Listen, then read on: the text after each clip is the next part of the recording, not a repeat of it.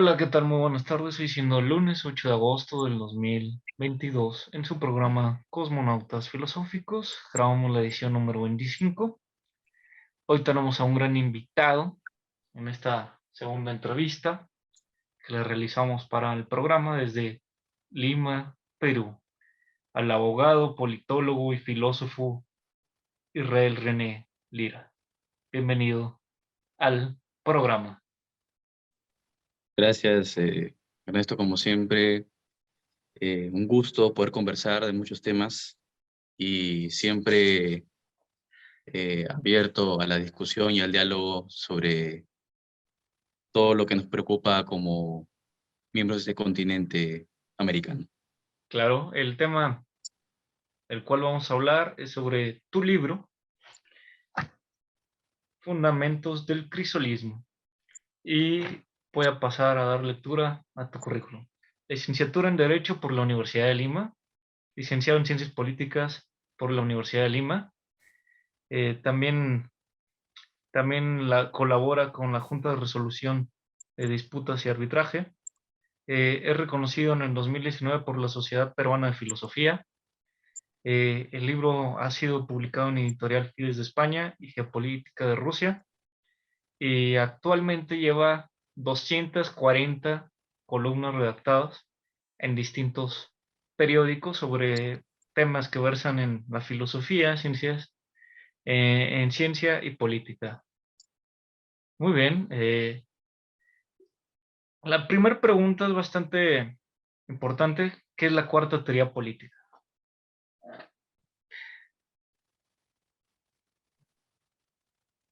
Bueno, por cuarta teoría política hay que ser un marco general. Yo entiendo por cuarta teoría política una guía para la construcción de ideologías a través de una revisión crítico-hermenéutica de las teorías políticas de la modernidad. Teorías políticas de la modernidad son principalmente tres, ¿no? El liberalismo, el comunismo y el fascismo. Entonces, que se complementa a su vez, ¿no? Con un ejercicio de visibilización y revalorización de todo aquello que en el proceso de construcción de la posmodernidad ha sido opacado o obliterado, en algunos casos para su consolidación, ¿no? Es una metáfora que, por ejemplo, Dewey utiliza en su obra, La Cuarta Teoría Política, y que le llama la metafísica de los escombros, en referencia al filósofo ruso Alexander Sekatsky, ¿no? Entonces, la cuarta teoría política lo que hace es una revisión crítica hermenéutica de los principales círculos teoréticos de las ideologías políticas de la modernidad, para tratar de nulificar esos círculos hermenéuticos y poder rescatar algunas cuestiones propias para su propia elaboración teorética, ¿no? Entonces, la cuarta teoría política, en síntesis, es una guía para la construcción de ideologías políticas. Eso por el lado de la cuarta teoría política. ¿Cómo? Pero también, eh, ¿cuáles hay algunos aspectos interesantes de la cuarta teoría política? Que es, por ejemplo, estoy siendo muy sucinto, ¿no? Por ejemplo, el reconocimiento de la victoria del liberalismo y la derrota de todas las alternativas a este, ¿no? O sea, por ejemplo, algunos de los planteamientos de la cuarta teoría política son planteamientos de índole sociotemporal, ¿no? O sea, ¿cómo es que la nueva realidad geopolítica, cómo es que la nueva realidad sociocultural de todos los pueblos está cambiando? Y a ese reconocimiento también está el reconocimiento del advenimiento de una nueva teoría política eh, que más se ajuste a este nuevo escenario, ¿no?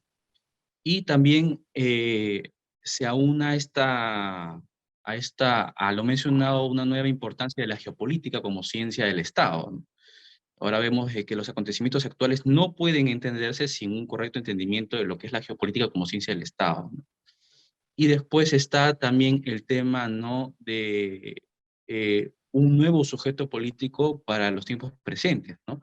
Porque, por ejemplo, recordando lo que mencionaba Dubin en su obra, él nos comenta que cada ideología política de la modernidad ha tenido su sujeto político principal, del cual deriva todo su tratamiento teórico. Por ejemplo, para el liberalismo su sujeto político principal es el individuo, y sobre este concepto pivota toda su construcción teórica. Después, para la ideología política del socialismo, su sujeto político principal era la clase social, y sobre este sujeto político pivotaba toda su construcción teórica. De la misma forma con el fascismo, bajo su vertiente italiana, por ejemplo, que era el principal el Estado, su sujeto político era el Estado, o para el fascismo de vertiente alemana, su principal sujeto político era la raza, ¿no? Entonces, lo que nos dice Dewey es que todos estos sujetos políticos interactuando, al final, son todos estos sujetos políticos los que interactúan mutuamente para formar la realidad política contemporánea. Es decir, todas estas formas de expresión política aisladas no pueden prever de forma completa, eh, o no pueden explicar de forma completa, de forma aislada, el complejo escenario político que es la realidad humana y cómo se manifiesta a través de diferentes formas de gobiernos, a través de diferentes sociedades políticas, etcétera. Entonces es por eso de que él, en su particular visión, rescata lo que es el concepto del Dasein de Heidegger, ¿no? El Dasein entendido como aquello que determina la existencia humana y la torna en auténtica, ¿no? Porque el sentido que brinda Heidegger en su obra Ser y Tiempo al Dasein es relativo a la existencia humana auténtica, ¿no? Entonces es lo que hace auténtica la existencia humana. Ese es el Dasein. Ahora, pero no es esta la única interpretación de Dasein que hace Heidegger, y mucho menos la única interpretación que también hace Dewey respecto a Dasein, ¿no? Él dice que el Dasein es un concepto abierto, es un concepto multivo, que es un concepto que, de múltiples interpretaciones. Entonces, otra interpretación es también la interpretación culturológica del Dasein, en referencia de que ¿qué es lo que hace también auténtica la existencia humana? Pues son la cultura, las tradiciones, las costumbres, los valores, la axiología, la metafísica, la ética, etcétera. Entonces, todo eso eh, se resume en el concepto de Dasein. Entonces, eh, la cuarta teoría política, como decimos, ¿no? Es una revisión crítica hermenéutica de los principales círculos eh, teoréticos de las principales ideologías políticas de la modernidad. Y obviamente se produce, pues, ¿no? El pivote principal de la cuarta teoría política es el rechazo a la modernidad, precisamente, porque es la consecuencia inequívoca de un proceso de secularización. Y el proceso de secularización trae como consecuencia, pues, ¿no? La separación del Iglesia-Estado, la libertad de conciencia, y etcétera, los correspondientes procesos de liberalización, ¿no? La primera liberalización, la segunda liberalización, la tercera y la cuarta, ¿no? La primera es prácticamente, ¿no? Lo que se dio en el proceso de la Revolución Francesa, en donde ya se separa la Iglesia del Estado. La segunda liberalización es cuando ya se produce el tema, ¿no? De los estados supranacionales, la superación del Estado-Nación. Esa es la segunda. Después la tercera están las revoluciones de género, y la cuarta y última liberalización es la que se plantea con el tema del transhumanismo, que es la liberalización del hombre de sus debilidades biológicas. Entonces son procesos de liberalización que se van acumulando, ¿no? Y es por eso de que hay un rechazo a este proceso de liberalización producto de la modernidad, ¿no? Y básicamente ese es un resumen muy sintético de la cuarta teoría política, ¿no? Que es una revisión crítica hermenéutica de la modernidad como tal. Y obviamente, en tanto revisión crítica hermenéutica de la modernidad como tal, también es una revisión crítica hermenéutica de los productos políticos de esa modernidad, que son las tres ideologías políticas principales que se han manifestado en la modernidad. Ahora, sobre el tema del libro, porque el marco del libro está enmarcado, está entrocado en ese marco, ¿no? Porque obviamente el crisolismo como tal es un proyecto de cuarta teoría política peruana, ¿no? Que reconoce precisamente esa realidad, esa nueva realidad, ese nuevo paradigma que está surgiendo, ¿no? De, obviamente, este contexto geopolítico de multipolaridad, de ya no es solamente necesario, en donde el reconocimiento de la soberanía de los Estados-nación ya no es suficiente, porque ya no tienen los Estados-nación suficiente poder para hacer frente a otras naciones que han acumulado poder por mucho tiempo. Entonces, eso es, por ejemplo, lo que mencionó en una entrevista muy interesante que él brinda a la cadena de noticias de la CGTN de China. Y él decía precisamente haciendo referencia a la Organización para la Cooperación de Shanghái, ¿no?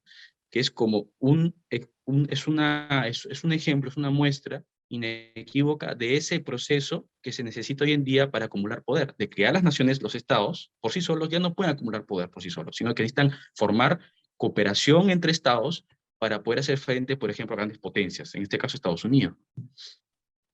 Y así, entonces, dentro de este marco, dentro de este reconocimiento de ese nuevo paradigma existencial, geopolítico, ¿no?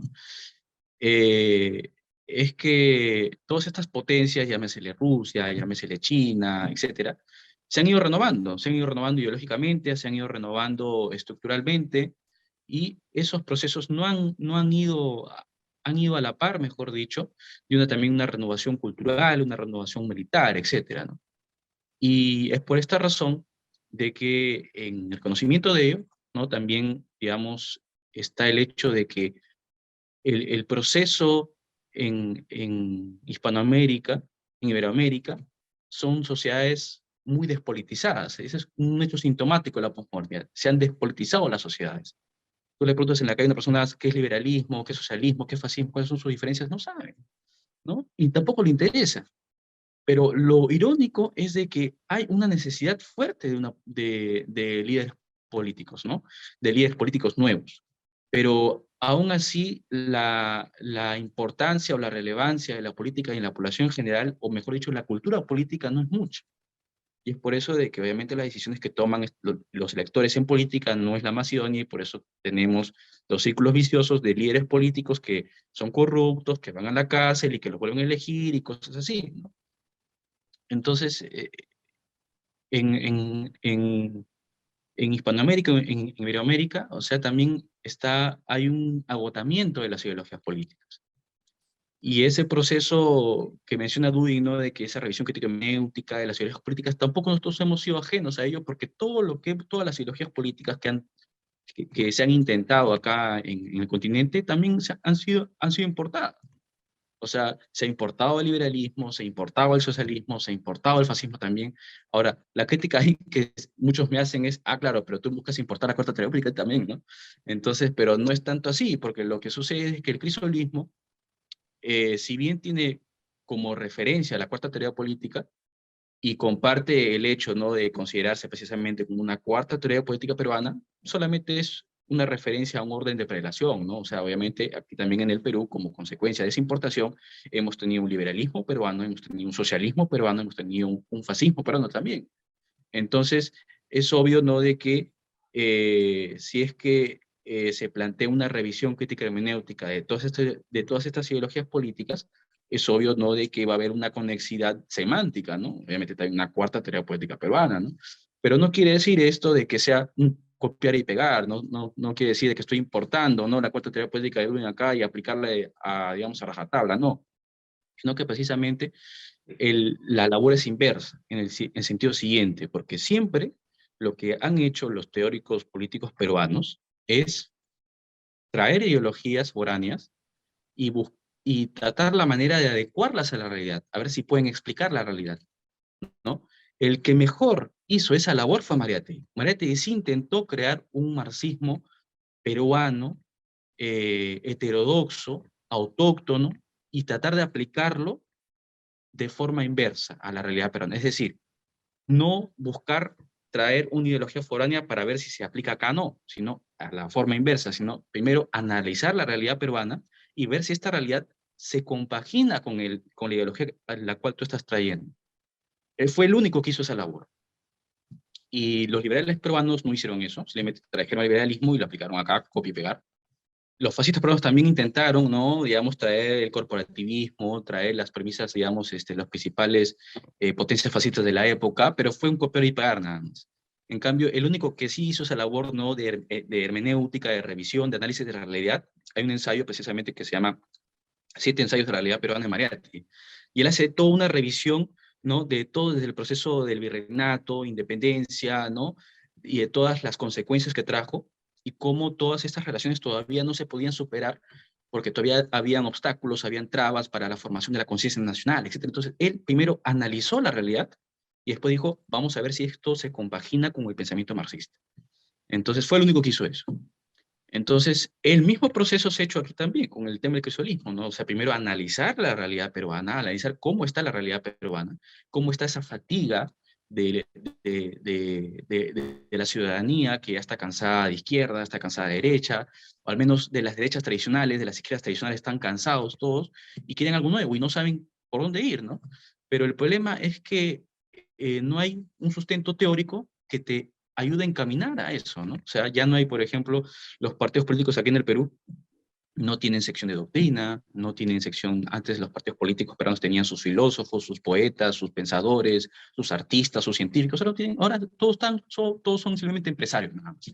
Empresarios y gente que pone plata, que pone dinero para poder hacer, digamos, una campaña para el partido, para ganar electores, y se acabó ahí, ¿no?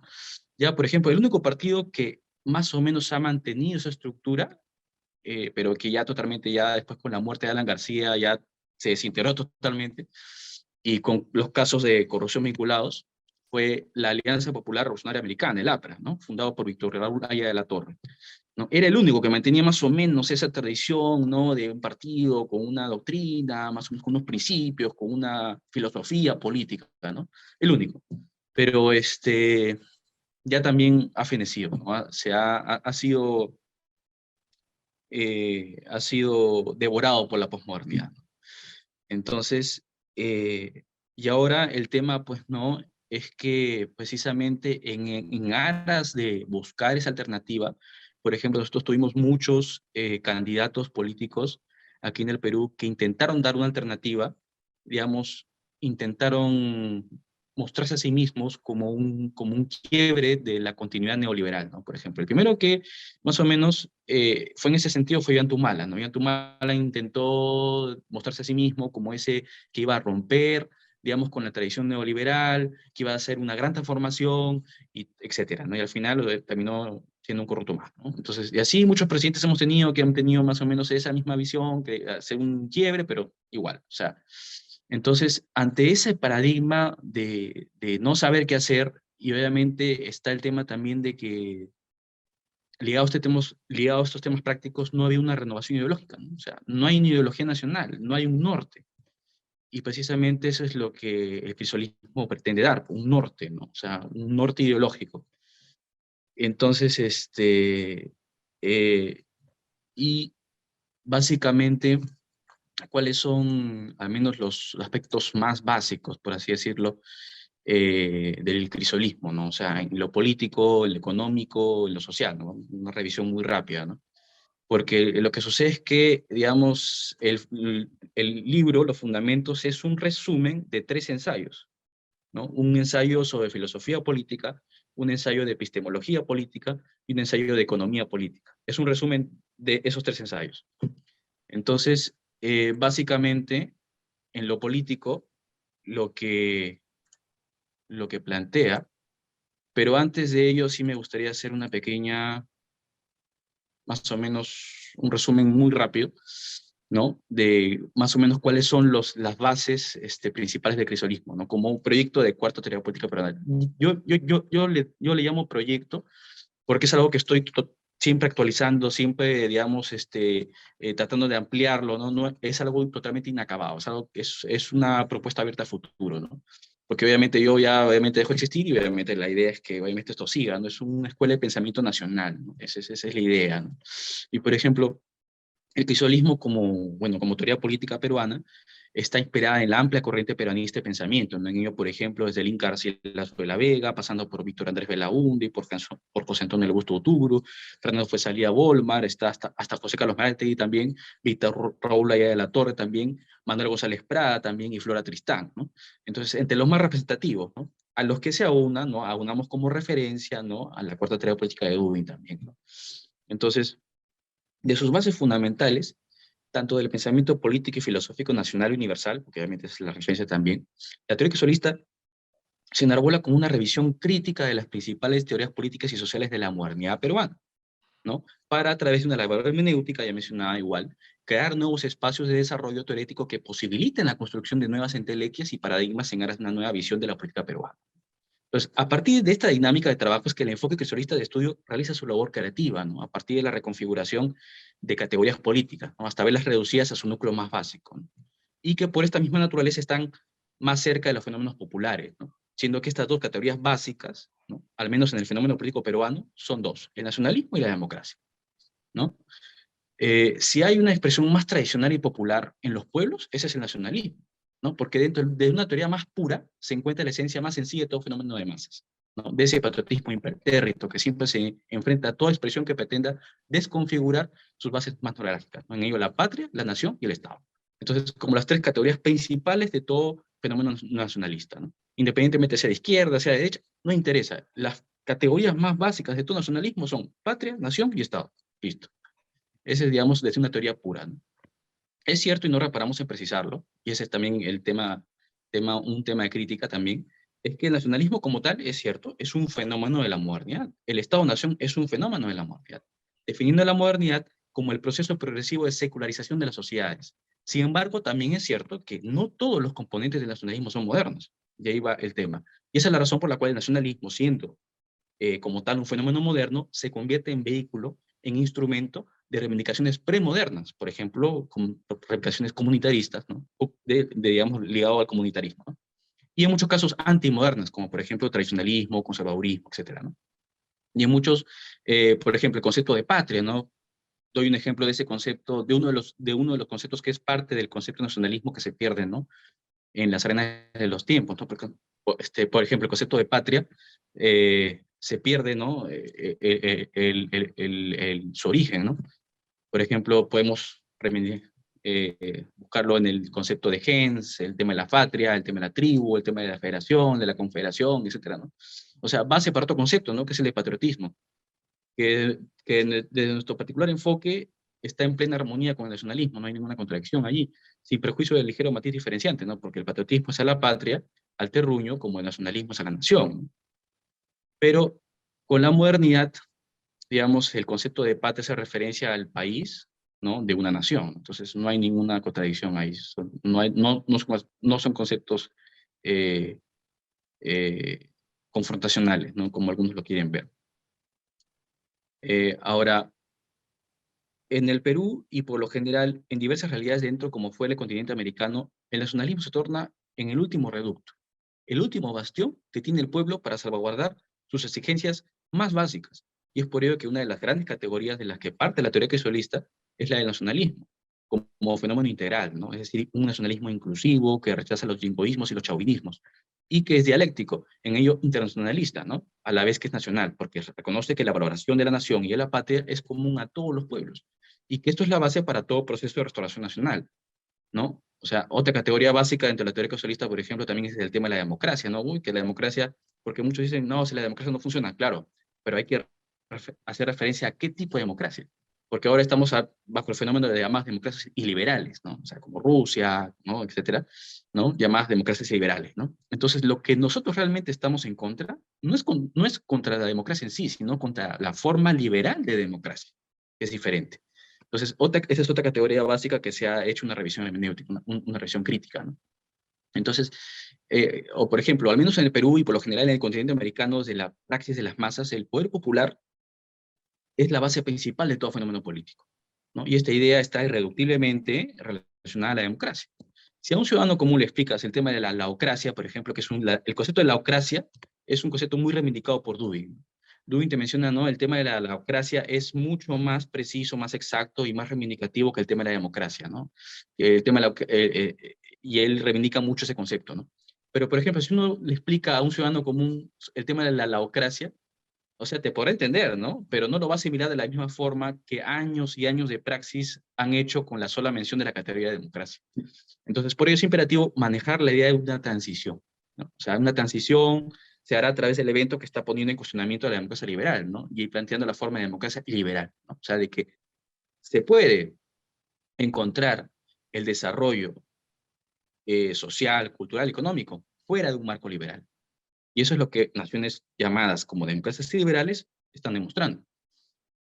Entonces, estas formas de democracia liberal son variadas, como por ejemplo los cesarismos democráticos, por ejemplo en Rusia, en Bielorrusia, con Lukashenko, con Putin, las democracias populares, digamos, de partido único, partido hegemónico, ¿no? Respectivamente como China, como Vietnam, como Siria, ¿no?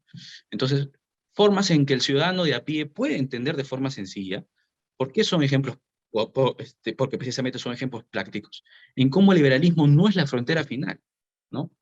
Para el desarrollo de los pueblos, y que fuera del liberalismo, también se pueden encontrar las sendas para el renacimiento de una nación, ¿no? Entonces, ese es, por ejemplo, esa es solamente una parte de la teoría crisolista, que se llama teoría pura del nacionalismo. Entonces, por ejemplo, en lo político, para cerrar esta parte, ¿no? Los fundamentos del crisolismo son dos, ¿no? Un nacionalismo integral, con conciencia de las grandes masas populares y base en un auténtico internacionalismo, ¿no? Después, una democracia liberal, del mérito y la participación política plena que traspasa las fronteras de los partidos e integra a los sindicatos de trabajadores, a los colegios profesionales, a las universidades, ¿no? Como etapa de transición que nos conducirá a la laocracia, ¿no? Al poder del pueblo por oposición a la democracia liberal, ¿no? El poder de los lobbies, ¿no? El Estado como verdadero instrumento del pueblo. En lo sociocultural, una identidad nacional sana como reconocimiento de aspectos trascendentales de los pueblos que no solo reconoce la identidad particular de las etnias y el secretismo cultural, ¿no? La unidad en la peruanidad, ¿no? La peruanidad como ese cúmulo de experiencias, de costumbres, de valores que conforman, eh, digamos, el Dasein del peruano, ¿no? O sea, el Dasein del peruano, la existencia auténtica del peruano es la peruanidad. Y eso se puede aplicar también en todos los contextos de América, ¿no? La peruanidad, la chilenidad, la mexicanidad, etcétera, ¿no? Porque digamos, cada país tiene sus particularidades, ¿no? Sino también la identidad general de los pueblos en un todo llamado Iberoamérica, Hispanoamérica, ¿no? La unidad en la iberoamericanidad, la unidad en la hispanoamericanidad, ¿no? El sustento de la idea de patria grande, ¿no? En lo económico, obviamente se plantea una economía nacionalista que fluye al particular contexto sociocultural, ¿no? Y una, una racionalidad económica integral, ¿no? Que pone a conversar, ¿no? A teóricos como Marx con otros teóricos como, por ejemplo, puede ser José Antonio Primo de Rivera, ¿no? A veces tienen ellos planteamientos muy parecidos, muy similares en algunos conceptos, pero que hay que revisarlos, hay que hacer una síntesis, ¿no? Para poder entender de que al final hablaban algunas cosas de lo mismo, ¿no? Entonces hay que ver ese tema. Por ejemplo, hay un tema que lo menciono rápidamente, ¿no? Por ejemplo, Marx habla en el Manifiesto Comunista de la abolición de la propiedad privada burguesa, ¿no? Pero después, punto seguido, habla sobre la propiedad personal, ¿no? Que la propiedad personal es la producto del trabajo. Entonces, obviamente a Marx le faltó mucho tino, porque él decía, hay que abolir la propiedad, ¿no? Hay que abolir la propiedad privada burguesa, ¿no? Entonces muchos entendieron de que te ibas a quedar, ¿no? Que te iban a expropiar tus zapatos, tu mochila, ¿no? Todas tus cosas, ¿no? Entonces, pero José Antonio, muy hábil él, eh, hizo una diferenciación muy buena, que él afectó a la diferencia entre propiedad capitalista y propiedad privada. La propiedad privada es la extensión del hombre sobre sus cosas, mientras que la propiedad capitalista es el instrumento técnico de dominación económica. Entonces, si tú lees a Marx y lees a José Antonio, te están diciendo prácticamente lo mismo, pero José Antonio te lo dijo de una mejor forma y Marx pecó de un poco, digamos, no decirlo de una forma inteligente, ¿no? Y entonces, a partir de esta síntesis, obviamente se reconoce, pues, ¿no? De que la razón de todo trabajo es la adquisición de propiedad y que tanto propiedad privada como propiedad colectiva pueden coexistir pacíficamente, afirmando el hecho de que la propiedad capitalista es la real generadora de la discordia social, ¿no? Entonces, la propiedad capitalista puede cumplir dos funciones, ¿no? Puede cumplir su función social, ¿no? De generar trabajo, generar empleo, generar fuentes de ingresos, generar desarrollo, o puede cumplir las mismas funciones, o mejor dicho, puede no cumplirlas, puede solamente servir para un fin de lucro de los propietarios capitalistas, dañando los ecosistemas, dañando los recursos naturales, o si no, atentando contra los derechos de los trabajadores. Entonces, ahí hay que hacer un efecto correctivo de la propiedad capitalista para que cumpla su función social, ¿no? De lo contrario, obviamente, ya pasan, pues, ¿no? Las situaciones correctivas respectivamente, ¿no? Entonces, eh, es por esta razón de que el cristianismo a sí mismo, como muy acertadamente ha dicho Dudin, y eso sí hay un punto ahí de contacto ahí entre la cuarta teoría política y el cristianismo, es de que como teoría política reconoce lo fútil que resultan las posturas anticomunistas o antifascistas al día de hoy, ¿no? Por considerarlas caducas a un nuevo contexto geopolítico, ¿no? Una realidad en donde el ser anticomunista y antifascista en un escenario donde ya no hay pugna de estos sistemas por la hegemonía global, ¿no? Es invisibilizar al sistema hegemónico. Y el sistema hegemónico es el liberalismo en todas sus formas. Siendo puesto razones que se encuentra también, ¿no? Este sistema, ¿no? Crisolista en contra de la tricotomía y la globalización. Y la tricotomía de la globalización son tres ideas principales, ¿no? El individualismo como puesta ético-moral, el capitalismo liberal como sistema socioeconómico, y la democracia liberal como forma de gobierno, ¿no? Esas son las tres ideas básicas de la globalización. Entonces, como algunos puntos para cerrar, yo diría de que eh, la idea, o digamos la tesis central de por qué se vio la necesidad de crear un sistema teórico peruano, o como que tome como referencia, obviamente, como guía, como referencia a la parte de la política, es porque el Perú a la fecha no cuenta con una idea directriz, y mucho menos con una visión de nación. Hecho de demostrar empíricamente en la falta de continuidad de las políticas de los gobiernos de turno y en el fracaso de las teorías políticas de la modernidad en sentar las bases de un proyecto de nueva nación peruana, acorde a las exigencias de un creciente mundo multipolar, con poderes geopolíticos varios.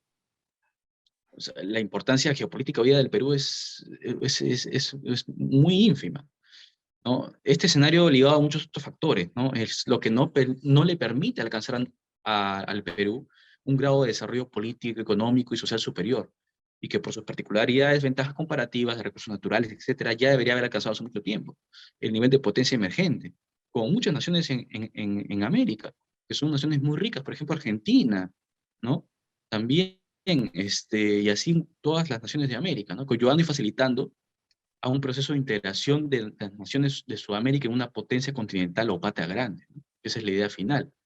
Ahora, la idea de por qué precisamente se necesitó crear esta teoría política es porque el cristianismo busca llenar ese vacío de teoría política en el Perú, ¿no? Ante la ausencia de una idea directriz como nación, pretenden arbolarse como un proyecto, precisamente como mencionaba, de cuarta teoría política peruana, que vaya más allá de los conceptos de izquierdas y derechas, más allá del liberalismo, más allá del comunismo, más allá del fascismo, más allá del indigenismo, más allá del hispanismo. Porque precisamente hay una idea interesante, ¿no? El aspecto culturológico, de que la peruanidad ya integra en sí misma la idea de la hispanidad, pero integra también a sí misma la idea de la indigenidad, ¿no? Bien entendido, obviamente. Si entendemos por indigenismo a la valoración de las tradiciones y las culturas de nuestros pueblos ancestrales, ese es un indigenismo bien entendido. Pero el indigenismo mal entendido es aquel que denosta o rechaza o, digamos, toda influencia foránea que no es propia con, digamos, la influencia indígena.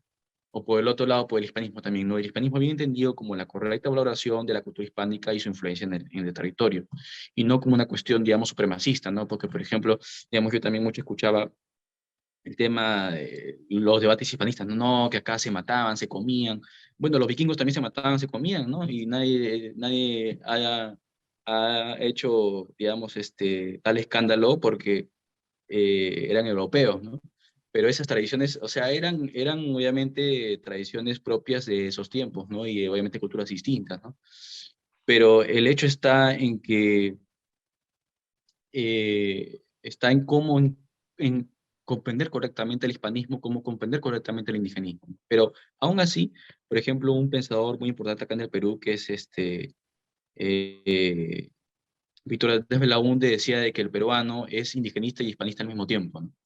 Y de que el peruano que es una sola cosa a la vez es un peruano lisiado, ¿no? O sea, como una especie como que es una mitad incompleta de sí mismo, ¿no? Porque obviamente por el proceso de sincretismo cultural, de sincretismo racial, del mestizaje, de que hubo en el virreinato, entonces ya somos un componente nuevo, ¿no? No somos totalmente hispánicos, no somos totalmente indígenas, somos algo nuevo, ¿no? Entonces, esa es la riqueza cultural que tenemos como continente, esa es la riqueza cultural que tenemos como nación, ¿no? No solamente el Perú, sino también México, sobre todo también México, Perú, Argentina, qué sé yo, todas las naciones de América tenemos esa riqueza cultural. Y entonces, es por eso de que también, o sea, si es que no podemos crear nuevas categorías, nuevas teorías políticas fuera de los marcos establecidos ya, entonces, ¿para qué sirve el conocimiento, no? ¿Para qué sirve la filosofía? ¿Para qué sirve si no podemos cuestionarnos nuestras propias categorías, no? Porque a veces, mucho también, a veces cuando uno se sale de esos paradigmas, te tildan de fascista, ¿no? O te tildan de tercera posición, cosas así, ¿no? Y, y, y no va más allá de eso, ¿no? O sea, no va más allá de que, obviamente, si nosotros no podemos cuestionar nuestros propios marcos, ¿para qué sirve la filosofía entonces? Obviamente ese es el tema, ¿no? Y básicamente el crisolismo es eso, ¿no? O sea, es un proyecto de Cuarta Terapéutica Peruana en construcción, en constante avance, en constante proliferación, ¿no? Pero que ya está, digamos, brindando unas aportaciones a las ciencias sociales peruanas. Y eso sería básicamente un resumen muy sintético del tema, mi querido Eh, Ernesto. ¿En dónde podemos adquirir tu obra? Ya sea comprarla en PDF. Claro, disponible está disponible digamos, en PDF, la pueden encontrar, buscan Fundamentos del Cristianismo, les va a aparecer en la primera búsqueda. Porque ahorita ya, digamos, tendré que sacar otra edición, ya la primera edición ya está totalmente agotada. Y obviamente planeo sacar una segunda edición para más o menos a mediados del próximo año. ¿No? Obviamente ya con ideas más revisadas, más aumentadas, ¿no? Algunas profundizaciones adicionales que se han hecho en todo el tiempo de, desde la primera publicación. Queremos agradecer que hayas aceptado la invitación para conversar acerca de tu obra, Fundamentos del Crisolismo, y estás invitado para conversar de otros temas tan importantes. Queremos agradecer que hayas aceptado la invitación a Cosmonautas Filosóficos. Estás, reitero, para que asistas nuevamente la invitación al programa para conversar de este y otros temas tan interesantes de los que hemos conversado aquí en el programa. Muchas gracias, Ernesto. Como siempre, un gusto. Aprovecho la presente para mandar saludos a todos los muchachos que están siempre en contacto conmigo. Por ejemplo, un saludo para Rafael de Brasil, un saludo para Carlos de Chile, un saludo para Esteban de Argentina, un saludo para Juan Guaque de Colombia, y los que de repente escuchen esta entrevista, que siempre estamos en contacto, sobre todo para intercambiar ideas, ¿no? Del continente, de nuestro continente. En Muy, Hispanoamérica. muy, muy a gusto siempre de tus invitaciones, Ernesto. No, de nada, estás invitado a hablar de la política peruana también. Gracias, gracias. Estoy agradecido y un abrazo hasta el virreinato del Perú. Ah, no, perdón, de la República de Perú. Virreinato de Lima. Gracias, Ernesto. Un abrazo y un saludo a todos los compadres ahí en México. No, de nada. Ahí está.